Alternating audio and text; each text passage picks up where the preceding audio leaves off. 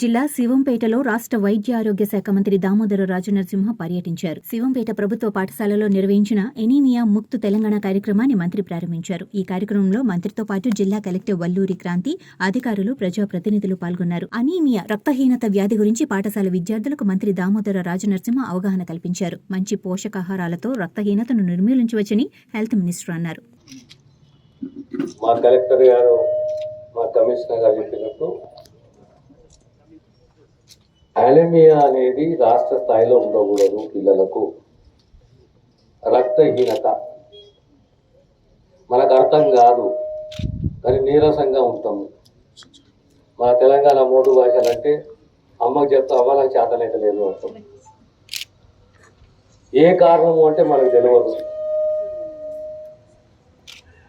ఈరోజు ఈ ప్రోగ్రాం దేని గురించి పెట్టి మనము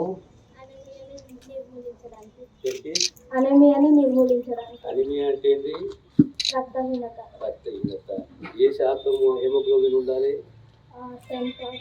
10%, 11%, 12% ఉండాలి. అబో 11-12 ఉంటే మనం హెల్దీగా ఆరోగ్యంగా ఉన్నవాళ్ళం. నువ్వు ఇట్లా నువ్వు మంచిగానే ఉన్నావు, కానీ నువ్వు గీక్కున్నావా, గట్టికున్నావా?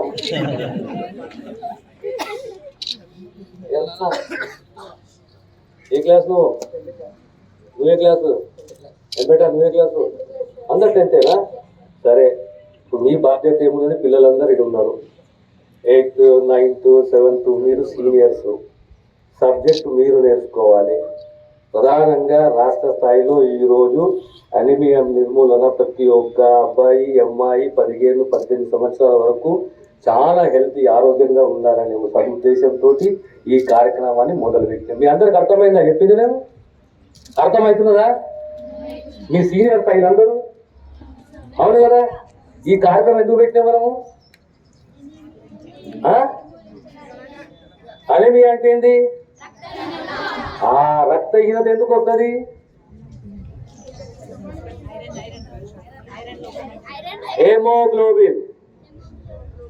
హెమోగ్లోబిన్ తగ్గితే మన రక్తంలో ఏముంటది? హెమోగ్లోబిన్ ఉంటుంది. ఆ శాతం తగ్గితే ఏమవుతుంది? ఆరోగ్యంగా ఉండాలంటే ఎంత ఉండాలి? అబో 10, 11, 12 ఉండాలి. 12 స్టాండర్డ్ ఉండాలి. ఆ స్టాండర్డ్ ఉండాలంటే పద్ధతి ఏం పాటించాలి మనము? మంచి ఆహారం, పౌష్టిక ఆహారం. ఆరోగ్యంగా మనం ఉంచడానికి ఏ ఆహారం తీసుకోవాలి? పౌష్టిక ఆహారం తీసుకోవాలి. అందులో ఏ కంటెంట్ ఉండాలి? ఫుడ్లో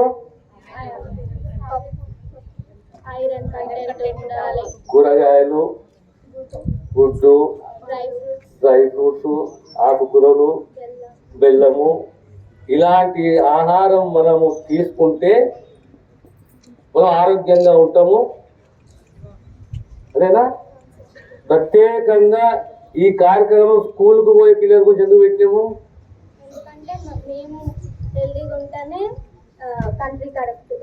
హెల్తీ చైల్డ్ హెల్తీ కంట్రీ అంతేనా? దేశం హెల్తీగా ఉండాలి, పిల్లలు హెల్తీగా ఉండాలి. టీచర్ అదే రకంగా తీసుకుపోవాలి. టీచర్ కూడా హెల్తీగా ఉండాలి.